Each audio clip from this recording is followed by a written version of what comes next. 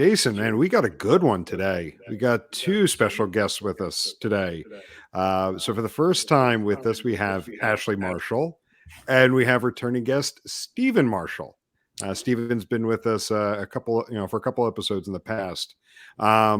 So for those listening, Ashlee is a university lecturer with a sales and marketing background, and she currently teaches in the communication department for the University of Louisville. In addition to teaching, she is also the education project manager for the Brand Storytelling Network. And then Stephen, like I mentioned, who's been here with us before, is an award-winning media professor, marketer, brand consultant, and higher education administrator.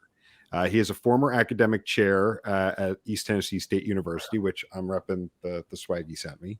And the last time we talked to him, he was just getting this up and running, but is now the current CMO for the ETSU Research Corporation, focused on building academic industry partnerships. So welcome to both of you, and thanks for joining us today. So one of the things I definitely want to give you a chance to talk about is the Brand Storytelling Network, because Ashlee, when you and I were chatting a week or two ago, you definitely had some really neat things to talk about with that. But before that, however, I want to introduce our topic for today. So the reason why I wanted to bring both of you on and the roles that you have is I wanted to talk about how do you get started in your career of choice, or maybe even making a pivot depending upon where you're at. So to get us started, could you both tell us how you got involved in higher education? You want me to go first, Steve? Always.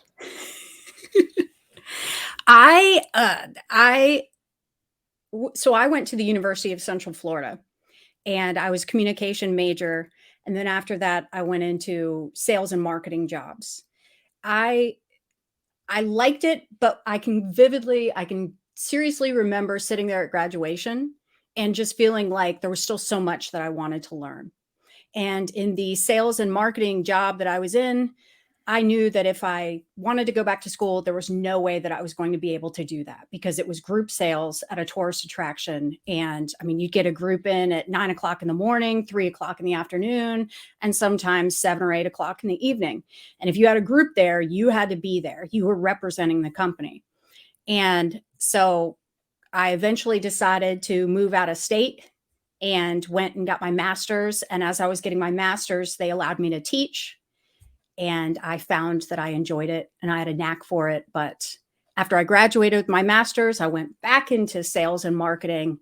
And then after the birth of my son, I decided I wanted to go back and teach.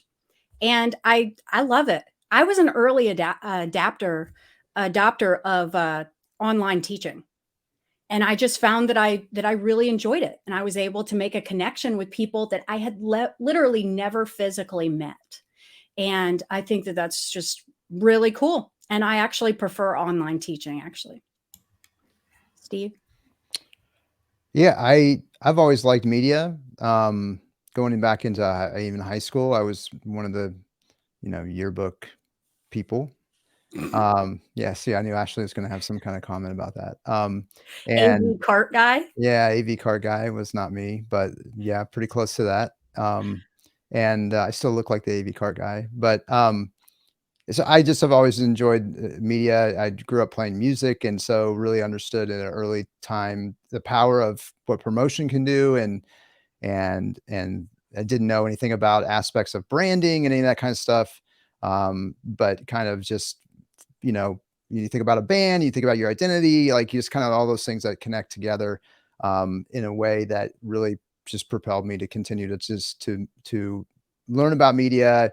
I graduated and did a couple production gigs and focused in audio production, which is really still something I enjoy doing, and playing music. And then I started working at Nielsen and really got involved in client work there. Got really inspired by what my clients were doing with data, and wanted to really be on the other side of activating data versus selling it. And went back to the University of Florida to do that, learn how to be what we would call in the industry an account planner, which is basically the voice of the customer. So, you're the person in the room that really understands the customer and the insights and those kinds of things. to help drive the engagement and marketing aspects and sales channel stuff around that. And I had great mentors at the University of Florida, which I still try to, that inspired me to be the person I am today. And landed in Johnson City about 17 years ago. It's my 17th year at East Tennessee State University. Love mountain biking, and mountains aren't so great in Florida. So got here and felt like this is a community I could, I love the community. We're in the mountains. I found my wonderful bride here, and so, you know, and any other opportunities that may have come up in time, she always says, well, you know where to send your checks. And so we have stayed here, and again, I stayed here because I really believe in this community, and I believe in my institution, and I love to be the change agent for my students that I can be, and have a small but very honorable and responsible part of their journey, you know, and I take that very seriously, to try to deliver value to students. Students, they often get confused that they hired me, like, you know, when, or they hired Ashlee. They get confused because they have to apply to get into a program, and then they get in the program and they're sitting in a seat that maybe somebody else wasn't sitting in. And now they've forgotten the fact that, yeah, you're in a privileged position because you've earned it, because you're sitting there. But by the way, you know, as Clay Christensen, to steal something from him, you know, what's the job to be done? You hired me for something that you want in your life, right? And I think that kind of that juxtaposition of that gets flipped around a little bit, because students forget that that's actually why they're in school, is to prepare themselves to have great careers. And so that's kind of my DNA. That is awesome. So three things before Jim goes down his next line of questioning. I had never heard the backstories, so it was really cool to hear that.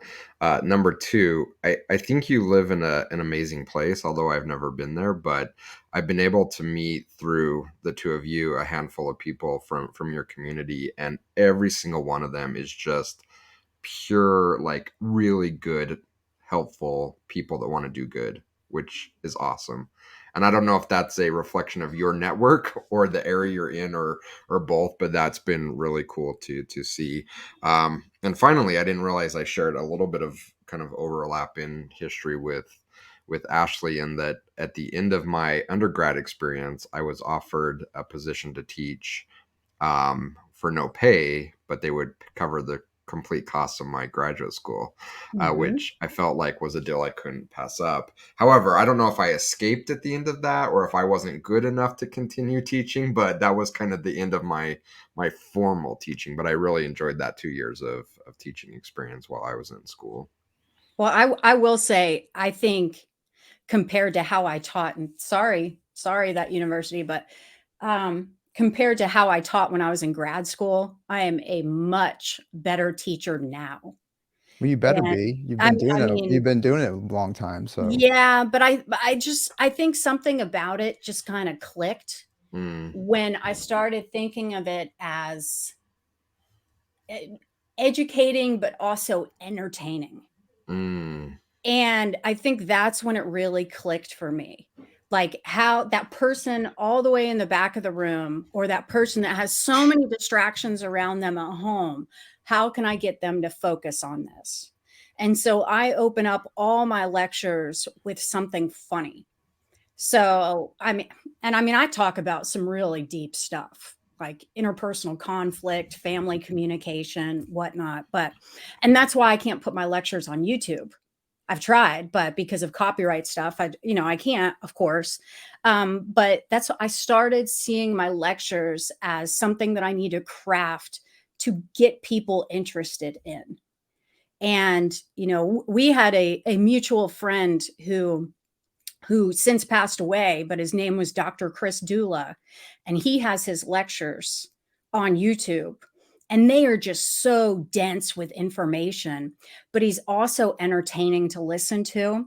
So in the back of my head, he's kind of that guiding force for me, in that he's somebody that I hope to one day be at that level.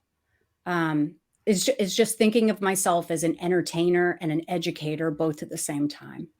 It's such an important way to look at it, because I think really all of us that are trying to teach, and in our role, I mean, there's a huge component to teaching as well, that we can like drone on about certain topics or read a script, but it's really about creating a memorable experience. And if I think back, I think I have experiences back to elementary school that I remember, because the teachers were very thoughtful about how can I create something that's a memorable experience that has all of this learning wrapped into it. And so few teachers in my history really took that approach.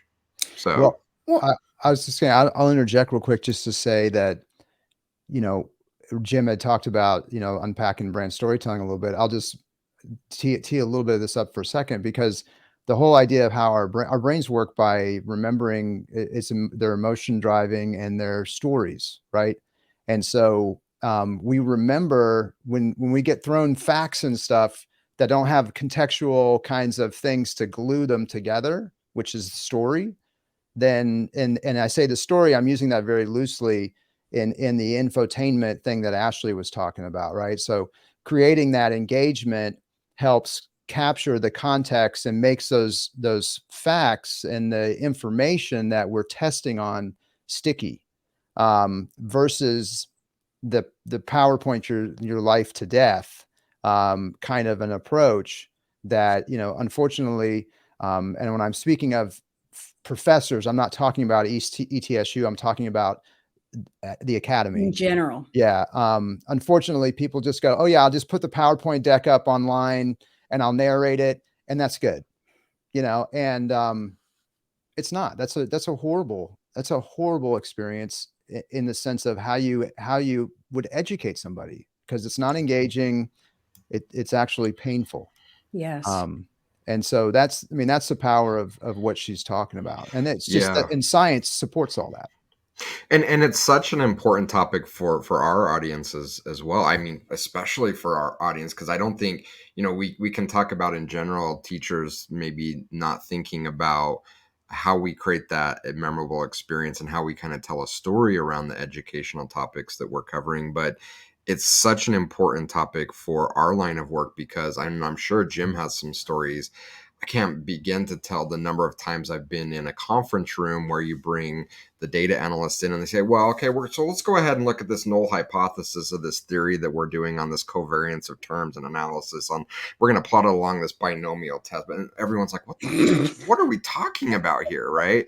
And not that all like the structure and the rigor in how we do our job isn't important, but when we're sitting in front of business leaders and stakeholders, if we're not taking that knowledge that we're trying to share and building it into a story that they're going to remember and align with, it's just, we might as well not be saying anything, because it's just going in one ear and out the other, as they say. Yep. Well, and I also think it's important to tell the student what you're talking about is relevant in terms of, because every student that comes in and sits down, for instance, I teach interpersonal skills. So interpersonal communication, aspects of interpersonal communication. Online. I have students that still reach out to me that I have never physically met. Years down the road, send me pictures of their child that they just gave birth to, all kinds of stuff. And but I think you need to explain how it relates to them in terms of, why are we learning this? I mean, for instance, when we talk about romantic relationships, I have students in my class that are like, well, I've never had a boyfriend or a girlfriend. I don't know what this is like.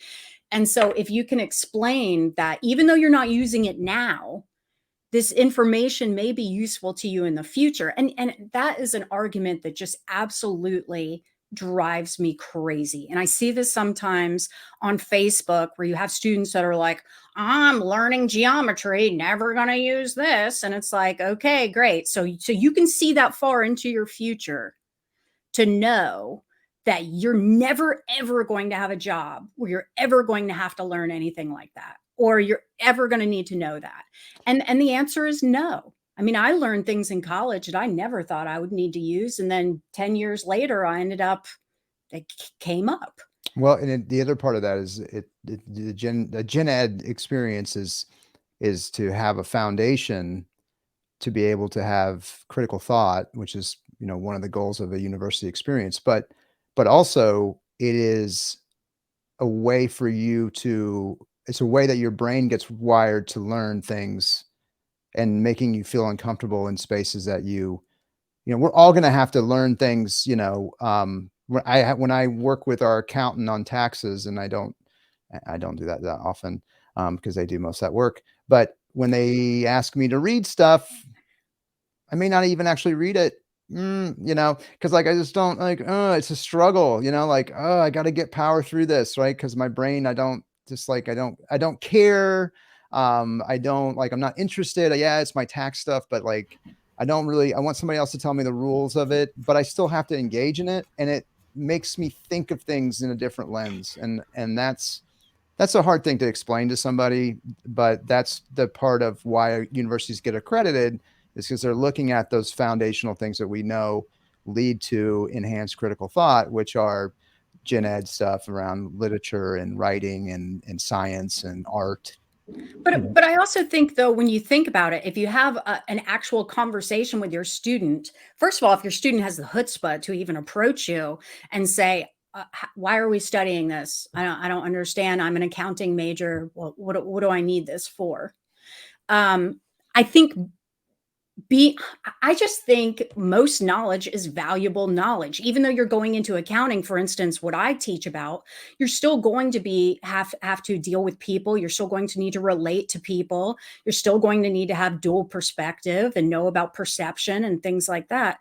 And so I think being able to explain how what you're teaching is actually useful, I think, is very important. Yeah. And I think that's missing sometimes when professors get up and lecture. Yeah. And I'd say both of us work really hard. I mean, we talk about it all the time to activate theory, to not talk about theory, but how do you activate it? Right. I mean, so for instance, in our graduate program, I'm teaching the brand side of most of the classes, and I teach the capstone, and I require the students to, as part of the capstone, to do a thorough lit review on a persuasive theory. And then I have students say to me, what if we don't want to do a persuasive theory? And then I said, well, then you should go study with somebody else. Because you're in a capstone experience in brand and media strategy, and you need to be able to think theoretically about what you're doing, but you need to be able to think about it as a theory is a way of looking at a phenomenon and trying to understand why it's happening, and then testing hypotheses based on that. And if you're able to take a theory and you're able to activate the theory through tactical execution, that's part of strategy, then you're going to be that much further ahead of somebody else that doesn't understand the real power of theory. And the thing that gets under my skin is when somebody says to me, oh yeah, we're not theoretical, we're very applied. And then I go, okay, yeah, so you really don't understand what theory is or what it's supposed to do, right? Because when you're telling me that, you're telling me that we don't think about theory, we just apply stuff, and I go, yeah, and I'm using a roadmap theory to apply stuff.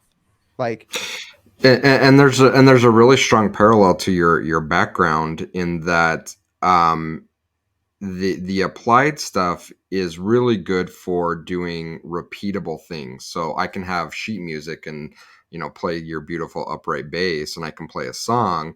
But if I don't understand music theory, it's really difficult for me to branch out from that to create my own thing, to think creatively in the moment. I'm kind of stuck within the rigor of just what's in front of me. And that's how I kind of think about the two. And they really play together. You have to have them both if you really want to excel at your given craft. So I have go ahead. Sorry, I was going to add something though, because this actually relates to what I was talking to my son about the other day. So he's 8 years old. He's in 3rd grade, and he's not very fond of reading. He can do it, but he doesn't really like it. And he was talking to me about it the other day. And I just said, listen, in your future job, yes, you are going, whatever it is you want to be. You want to be, a firefighter, that's fine. You want to be a nurse, that's fine. You want to be a teacher, that's fine.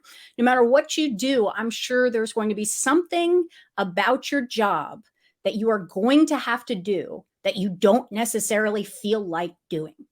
And that's just a part of your job. And you're still going to have to do it. And just like that student that says, well, I don't want to do something persuasive. I want to do this. And it's like, no, this is the assignment. So you have to do it. You have to prove that you can do things that are asked of you, even if you don't necessarily want to do it, because that's life. So let's talk about that a little bit. And Jim, definitely pull me back in if we're going too far off of kind of what you had in mind, but I have so many questions. So I guess kind of a two-part question. As an educator, I think there's a couple different sides of the coin that we can look at it as. So we have things that we know are pertinent to a student's area of study, or employees that we're working with, that their area of focus is, and they may not see how it applies. How do we help them see that? Is it about putting things into proper context, or is there a different way? And then kind of to this larger discussion, how do we tell a story in a meaningful way to students that it's important to also be broad?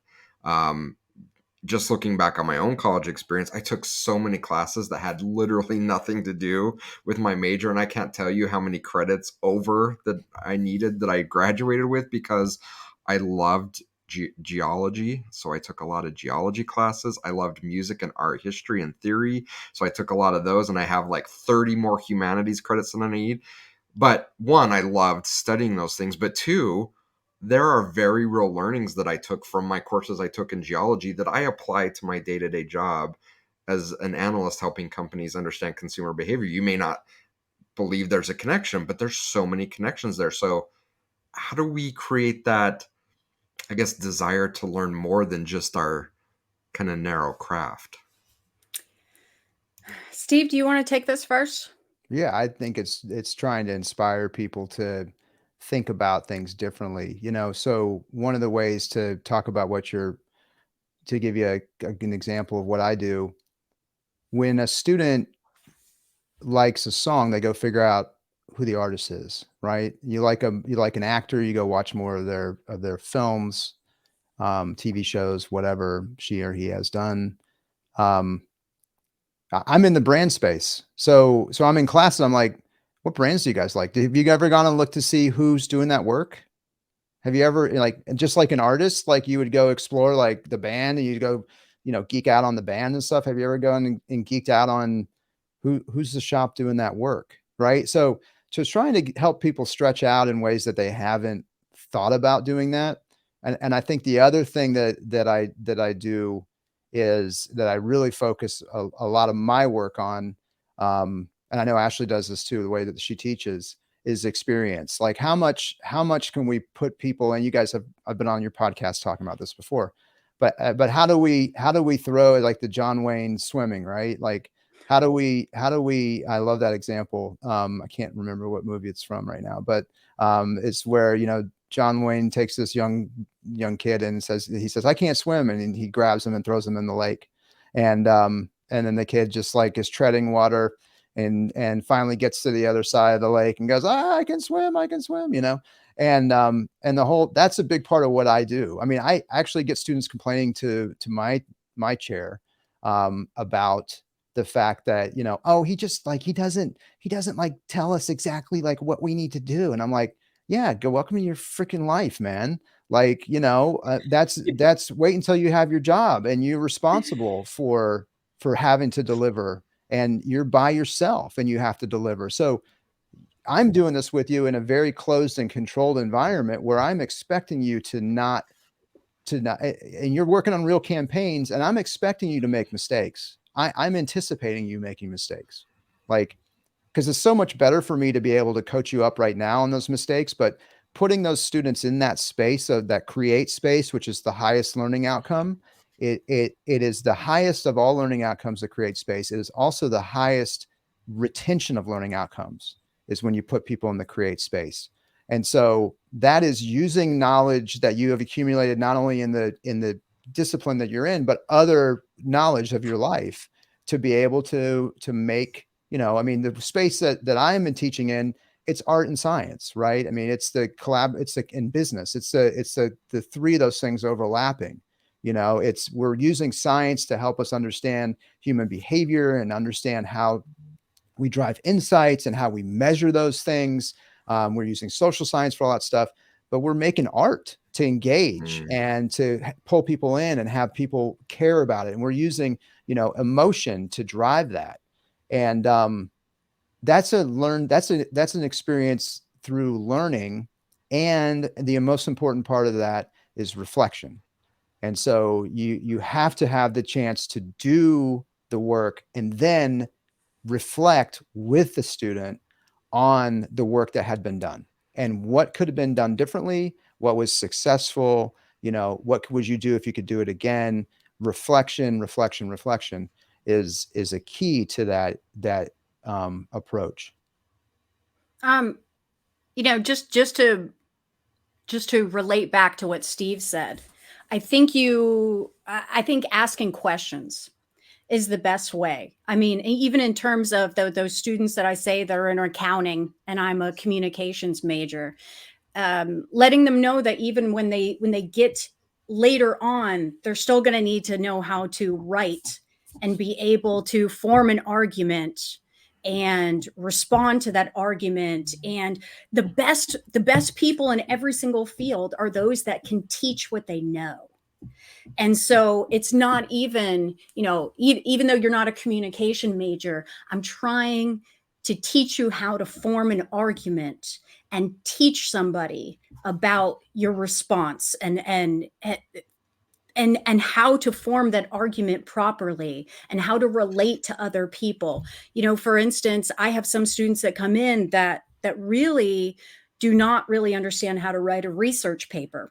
And so I'm helping them bring in sources, cite those sources. I say, you know, this isn't just important in this class. This is probably, you know, 99.9% certain that this is going to be important in some of your other classes. So this isn't just a skill for this class. And it's asking questions like Steve said, where it's like, well, what's interesting to you? What are the things that you like to do? What do you want to do with your degree? And finding a way to relate what you're teaching back to them in some way.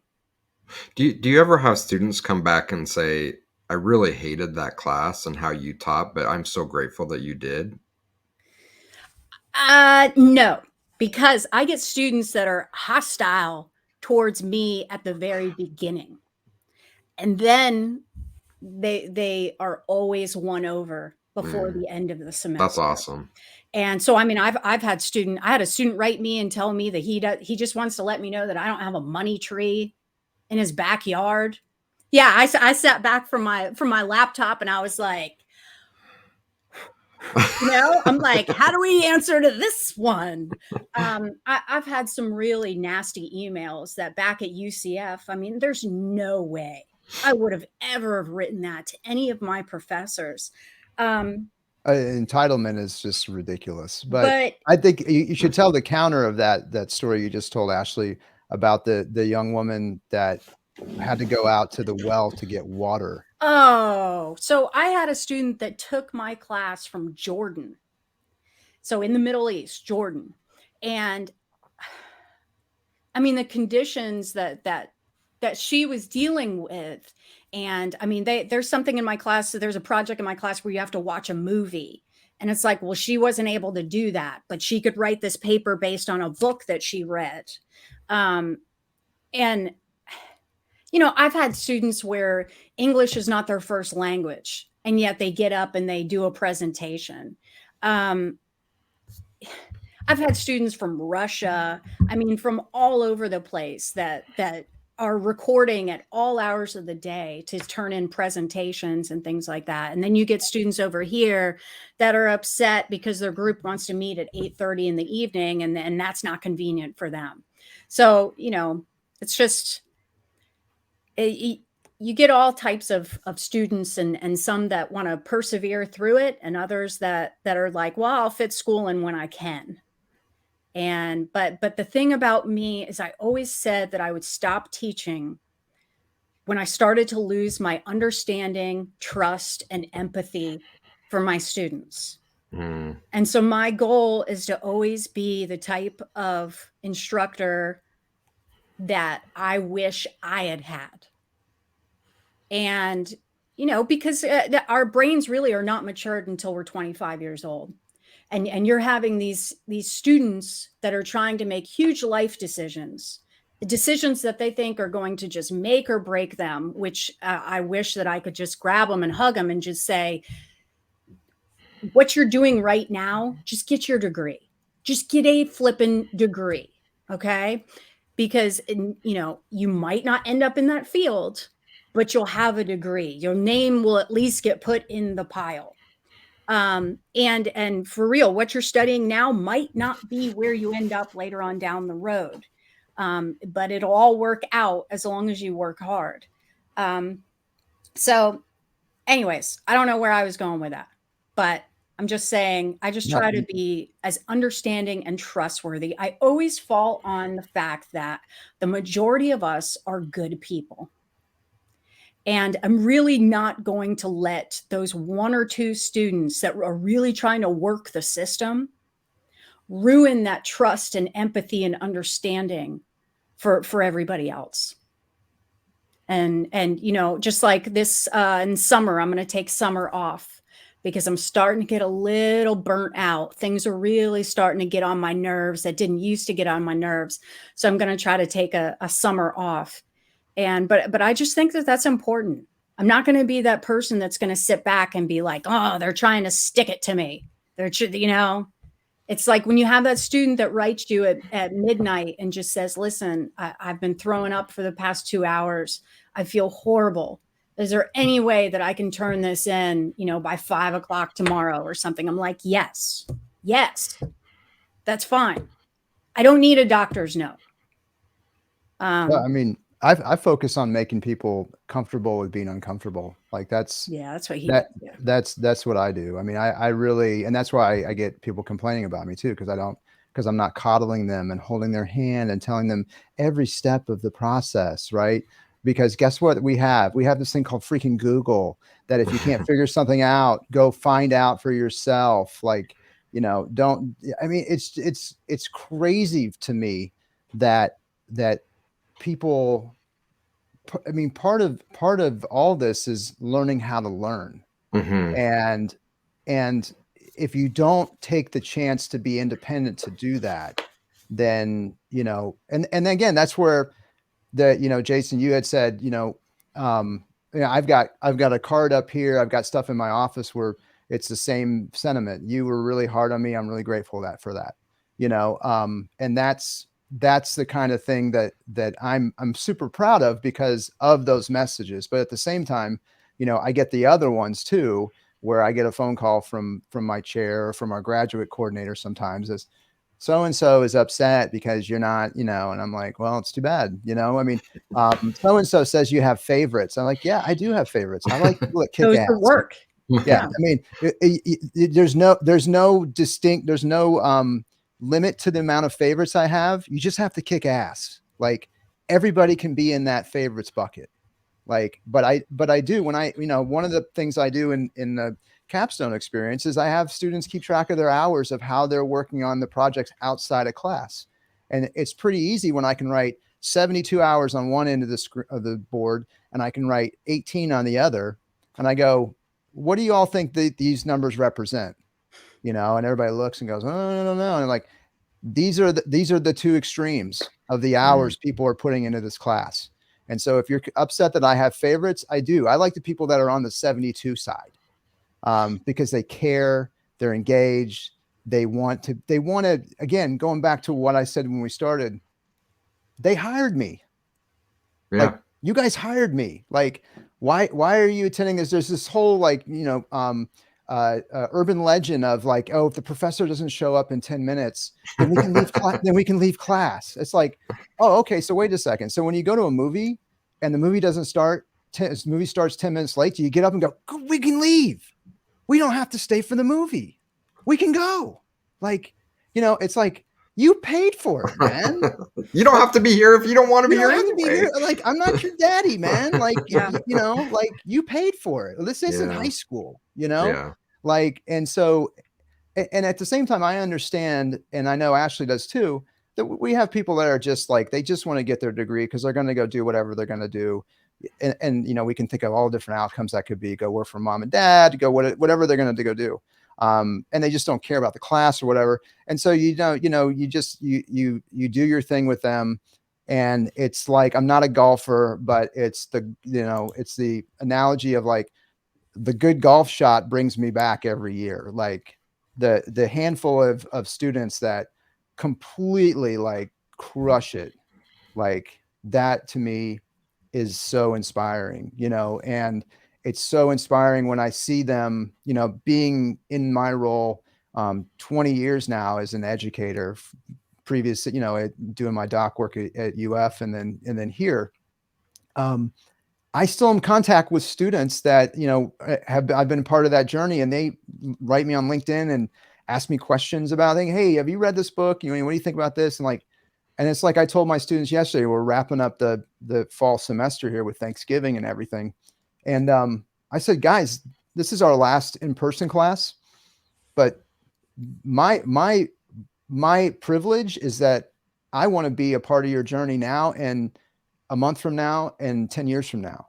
Like, so whatever you need from me, all you gotta do is reach out and ask. But that's why Steve and I think balance each other out in a lot of ways. And we take walks every day together, and we talk about work and students and brand storytelling. And I think I'm more of the understanding type in some ways. Steve is the pusher, and I'm more of the understanding, because that's what I had needed when I was in college. So, right now we talk about mental health, and, back when I was in college, there was no thing about mental health days. As far as I know, you couldn't go and get, a disability letter because you were extremely terrified of standing up in class and doing a presentation. Like that just didn't, as far as I know, that didn't exist, because if it had existed, I would have qualified for it.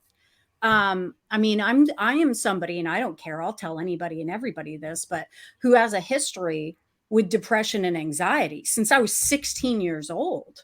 And so to go and be a communication major, in fact, was hard, but I knew that that's what I wanted to study, and that's what I wanted to do. And if I'm going to do it, I have to figure out a way, even if it's just powering through with big ass sweat stains. I need to figure out how to do this and do it. And so that's why I try to be so understanding, because I know what it's like to be just terrified out of your mind. I know what that's like.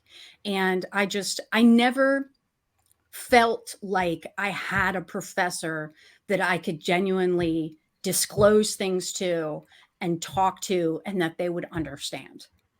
And maybe that's a generational thing. Maybe that's an academe thing from back in the early 2000s. Maybe things were a little bit more standoffish. I don't know, but I know that that's what I wish I had had. And so that's what I try to be, and inspire my students that way. And Steve and I have talked about coaching up versus coaching down. And I genuinely think that for some people, I think they learn better through that positivity, through that inspiration, than just being scared out of their minds. I know that because I was scared out of my mind. And I felt like when I went into a classroom, I had to appear like I knew everything. And I had to appear like I had it put together. I mean, even in grad school, to show weakness at all, it took me, I was probably 30 years old before I felt comfortable saying, I don't know. And I just think that that's just something really important. And if I can teach somebody to say that when they're younger, then I think that's leading them down a better path for them versus this like this mentality where you just got to have it all put together and don't let people see you sweat. And it's like, no, find that person that you can confide in, that you can get advice from. Because I didn't have that. Yeah, we've talked about that so much on this podcast before. I mean, the mentoring aspect. I mean, we all have mentors, you know, everybody that I'm looking at on the screen, we all have folks that we look at as mentors that are, you know, maybe even peers in our own age, but are just better at something than we are, that we aspire to be better at, you know. And I think it's continuously surrounding yourself. And I think that in my opinion, one of the weaknesses of the human species is the cognitive bias, and having to be right and trying to have to figure out, as wrong as you are, you still have to figure out how you're still right. And that is just bullshit. Like that's a detriment to the human condition. And you know, and I think and I hope that your students are incredibly grateful for your styles, even though you have, you know, different styles. I think the way that you approach things is preparing your students to be incredibly successful as they go out and start their careers. Because Ashlee, from your perspective, I agree, like letting go of that burden of having to feel like I have all the answers and I have everything right. Like none of us do now, like 20, 30 years into our career, let alone just starting out in our career. And so being able to let go of that burden and be vulnerable and say, I don't know, or I struggle with this, or, you know, for me, like I have a fear of standing in lines. I have a high anxiety state where standing in lines makes me panic. And so how do I go tell my boss, like, I don't want to travel because I don't want to go to the airport and stand in a line because I'm going to freak out? Like, I should be okay being vulnerable and find people that want to support me for who I am. And then my best work comes out. And Stephen, from your perspective, you know, I think one of the biggest challenges so many students are having in starting out their career, and I saw this back when I left graduate school, is so many wanted the opposite approach of what you're giving them, where it's like, just give me like the color by numbers. And then they get out into the real world and they're like, wait a minute, I don't get the color by numbers. And now my boss is mad at me that they want me to figure this out. So you're both really giving your students a huge advantage as they're going out into the world to start their career. And to add to that, though, I'm understanding, but I think that there's also times, and this is what I tell my students too, just like what I told my son, there are things you're not going to like, but you have to figure out how to just plow on through it, you know? And it's like, if you want to land this specific client, you are going to have to travel there. So for that one instance, you got to muster up your courage and fake it till you make it and get out there. That doesn't mean you go and find a career, you know, where you're going to have to travel every single week, you know, but there are going to be times in your life where you're just going to have to muster up the courage and get out there and do it. You can't just be held back by what makes you uncomfortable. Yeah. And I think that the difference there is, you know, having a condition and versus not having that lived experience and creating a bunch of anxiety around what that experience can be until you go do it. And then you go, oh, it's like what I see with my students and the approach I have. Like once they get thrown in the lake and they've gotten to the other side, they're like, oh my God, you know, like, that's right. You know, they're like, I can do it, you know. It's the empowering thing that you like to do. I mean, even with employees and stuff, you want to empower them. And empowerment is really great if you can see the value in it. If you have ever not had power, that's really awesome. If you've never experienced not having power, it's kind of like what I explain with my students. You know, here I teach about relationships. I've had horrible relationships. I'm not talking about my marriage, but like family communication, like that was dysfunctional beyond belief. But, you know, I tell my students that people who have lived the bad, I think make the best teachers about the good because they know how bad the bad was. And so, for instance, you know, with Steve, and he's like, well, I want to empower, you know, so-and-so. And I'm like, well, so-and-so has never experienced having no power. So how are they really going to see the value in that? I mean, you're trying to give people power that really don't understand the gift that you're giving them. And so, but anyways, okay. Yeah, So, it's so, hitting so, me. so my last question or comment, and then Jim, I'll let you kind of wrap up because we could probably keep going for hours and hours on this topic. But I think that we've hit on an important one, and it kind of aligns with your work from an experience standpoint. That's kind of how we started out this conversation. You're so right, and in therapy circles, like the concept of exposure therapy is so critically important. As someone on the scared side, whether I'm a student or whatever, I would much rather have you tell me it's okay, you don't have to do it. But that's not how I get better. That's not how Yeah. we learn, right? And so having that exposure to things really makes it much more attainable. And it's okay to admit we're scared. And I think that that's one of the beauties, kind of, Ashlee, of your approach is like, we don't have to pretend that it's not scary. We can say we're scared to, like, I can't swim. Mhm. I'm scared for you to throw me in the lake, but I can do this. Like, I Yeah. have your support. I have the structure. And I know when I come out on the other side of the lake, I'm going to feel so much better at myself. But it's okay to admit I'm scared, right? Like, we Yeah. And I'm don't going have to give to you that admit we're pep not talk. human. Yeah, I'm going to give you that Yeah. pep talk, and I'm going to give you that advice that hopefully you're going to take, and it's going to help you get through it. And then at the end, I'm going to be on the other side of the lake, and I'm going to be like, wow, you did it. Yeah. And you're not dead. See, you did it. You feared it, but you're still alive. And you feel awesome, right? And yeah, you might be this close to drowning, and but it's a learning experience. And so I just think it's important to be able to admit those fears and admit those, I don't want to say shortcomings, because everybody has them. Yeah. Nobody is 100% confident all the time. And if they say that they are, then they're lying through their teeth. Yeah. So I think it's important to be able to admit those things. But I also think it's important to be the type of teacher that is a cheerleader when they do admit those type of things, and to be there to support those students. Yeah, I agree. Jim? Yeah, I mean, this is definitely another one of those episodes where I kind of came in maybe expecting one thing, and we went off in a better direction than I could have thought of. Because I think, Stephen, I'm going to steal your analogy of color by numbers, and here, do this, do this, do this. And when I was thinking through this episode, because this is part of a series of different things like learning, upskilling, getting started in your career, like part of one of my questions I had was, what are resources available to students? And immediately your mind goes to, well, take this course, read this book, look at this presentation. But listening to both of you, what's really resonated the most is all you've talked about is the intangible things.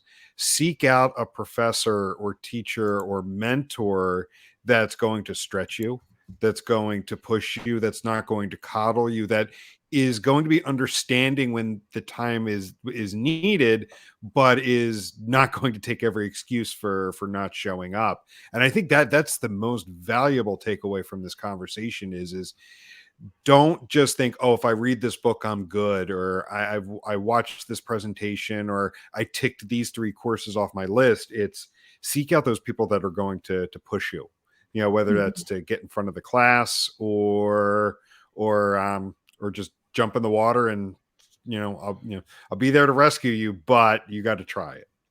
You gotta try it. And I think I've never gotten to sit in a room with either of you guys, I sit in a room with Ashlee, but with you guys. And I think LinkedIn is, I'll just throw out one other thing. Yeah. I mean, go reach out to people, go find people that look like they're doing what you want to do, and then DM them, and they may not answer you. So then DM somebody else. Right. And if they don't answer you, don't take it personally. I mean, because I have people, and Jason, you're funny because I read your posts on LinkedIn all the time. I mean, I've got people that are like, I'm just going to bump this message up, or either you didn't get my last message, or Passive you're not. And aggressiveness. it's like, dude, I'm not interested. And now I'm not interested because you're doing this weird passive aggressive thing, in my DMs. So it's just like, no, but I'm just saying if they don't answer, there's probably a reason. Either they don't feel like it, they never check their messages or whatnot, but don't just reach out to somebody else. Keep looking because someone will answer. Somebody will answer. Someone will answer. Yeah. Well, this has been awesome. We're probably gonna, if your schedules allow it and Jim's open to it, we're probably gonna have to have a part 2 because I've left with way more questions that I want to ask the two of you than I've been able to get out, but want to be sensitive to the time. My wife's a blabber. Yeah. Sorry. It's Yeah, all of high value stuff. So I tend to and I wanted to overtake give things. and I definitely want to spend more time about brand storytelling. So let's connect on having an episode just about that, because I definitely want to give it its due diligence, and Ashlee, everything you've told me about that so far. So yeah, I'll definitely reach out and schedule more time soon, so we could talk more about the brand piece. And one of the notes I definitely noted down here is Stephen, you mentioned earlier, story is the glue for new facts. So let's have a whole episode to talk about that. Oh yeah, there's all kinds of science behind that. Yep. So as we wrap up, let our listeners know where they can reach you if they wanted to chat more, if something caught their ear. Okay. Well, I guess you could reach out to me through my email, and it's just like it's spelled here, but mine is Ashlee.Marshall. So Ashlee Marshall at Louisville, if you live there, .edu.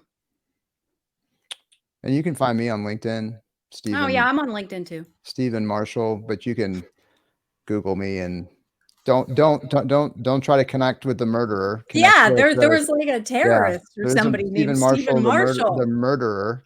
With a Wikipedia page. Episode. He was on the no-fly list. Yeah, I was on the no-fly list in 9/11. I was. Wow. Yeah, I was. That wasn't really me, but they thought it was, and so yeah, there's all kinds of stories. I might have been arrested before. Were we going down that road, or Okay, I guess we have a few things for our next episode. I'll make sure to put the right link in the show notes for folks, so they can make sure they connect with you and not the murderer. There you go. Perfect. I was never convicted, but he had a lawyer. Great. Well, thank you both for your time. It was a great conversation. Hey, thank you guys. Much love to you. Appreciate it. Love, and just keep doing the work you're doing, man. So it's fantastic. Thank you. See ya. Great. Thank you. Talk to you both later. Thanks. Bye.